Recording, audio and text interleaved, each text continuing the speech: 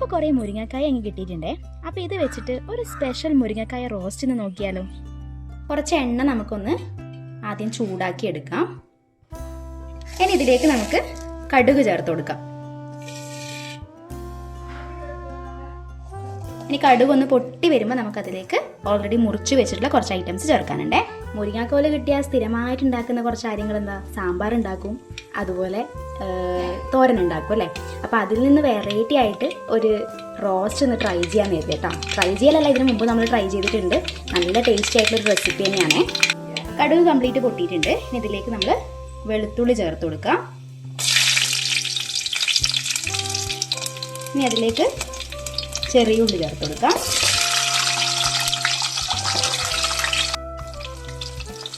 ഇനി ചെറുതായിട്ട് ചോപ്പ് ചെയ്തിട്ടുള്ള ഉള്ളി ചേർത്ത് കൊടുക്കാം.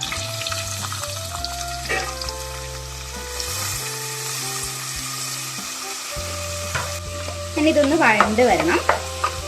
ഉപ്പ് നമ്മൾ ഈ ഒരു സമയത്ത് ആഡ് ചെയ്യുന്നില്ല കേട്ടോ. ഉപ്പൊക്കെ നമുക്ക് മസാലയിൽ ഒന്നിച്ചു കൊടുക്കാം. അപ്പോൾ അതുകൊണ്ട് ജസ്റ്റ് ഒന്ന് വഴണ്ട് വരാം. ഉള്ളി അധികം വഴണ്ട് വരേണ്ട ആവശ്യമില്ല. അതാ ഈ ഒരു പാകമായി കഴിഞ്ഞാൽ നമ്മൾ ഓൾറെഡി ചോപ്പ് ചെയ്ത് വെച്ചിട്ടുള്ള തക്കാളിയാണ് ചേർത്ത് കൊടുക്കുന്നത് കേട്ടോ. ഇനി ഇത് നന്നായിട്ടൊന്ന് വഴറ്റി കൊടുക്കാം.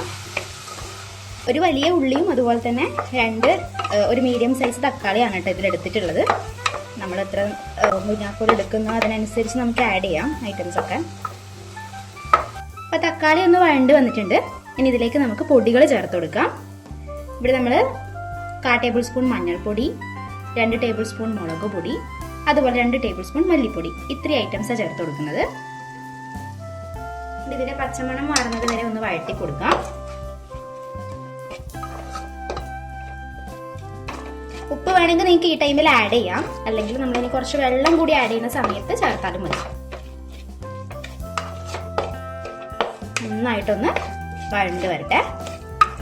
പൊടികളൊക്കെ ഒന്ന് മൂത്ത് വന്നിട്ടുണ്ട്. ഇനി നമുക്കിതിലേക്ക് മുരിങ്ങാക്കോല് വേകാൻ പാകത്തിന് വെള്ളം ചേർത്ത് കൊടുക്കാം കേട്ടോ.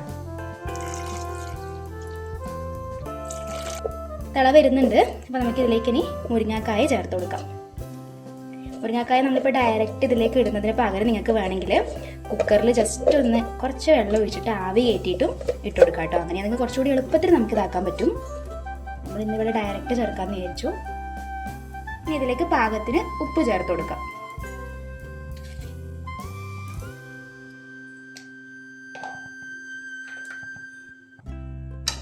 ഈ മസാലയായിട്ട് നന്നായിട്ടൊന്ന് യോജിപ്പിച്ച് കൊടുക്കുക.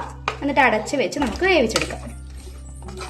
അപ്പം നമുക്ക് മുരിങ്ങാക്കോല് നോക്കാം എന്തായിന്ന്.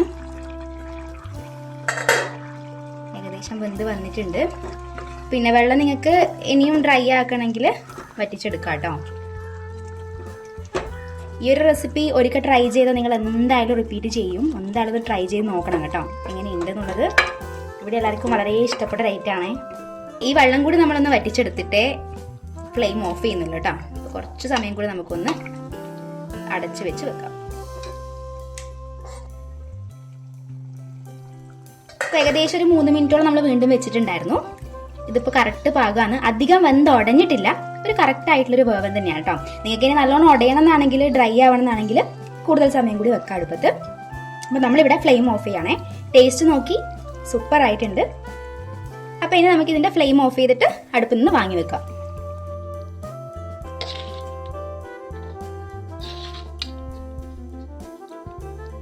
അപ്പോൾ ഇന്നത്തെ ലഞ്ചിൻ്റെ സ്പെഷ്യൽ റെസിപ്പി ഇവിടെ റെഡി ആയിട്ടുണ്ട്. മുരിങ്ങക്കായ് കിട്ടുകയാണെങ്കിൽ നെക്സ്റ്റ് ടൈം നിങ്ങൾ എന്തായാലും ഇത് ട്രൈ ചെയ്ത് നോക്കുക. ഉറപ്പായിട്ട് ഇഷ്ടമാകും. വീഡിയോ ഇവിടെ കംപ്ലീറ്റ് ചെയ്യാണ്. നെക്സ്റ്റ് വീഡിയോ ആയിട്ട് നമുക്ക് ഉടനെ കാണാം.